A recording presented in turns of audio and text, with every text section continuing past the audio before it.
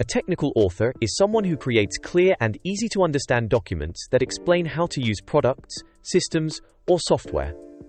They often work with engineers, designers, or developers to make instruction manuals, online help guides, and user-friendly information.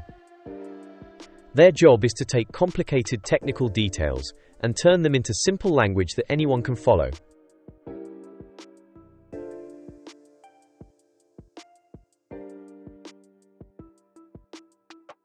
The yearly salary of a technical author can vary a lot, as there are many different areas in which they may be employed.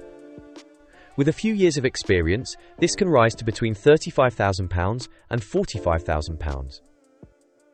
Highly experienced technical authors, especially those working in specialist fields like engineering or IT, can earn over £50,000 per year.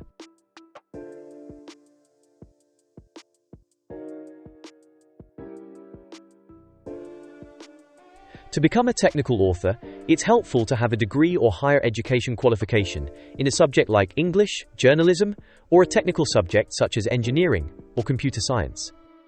Good writing skills, attention to detail, and the ability to understand technical information are all important.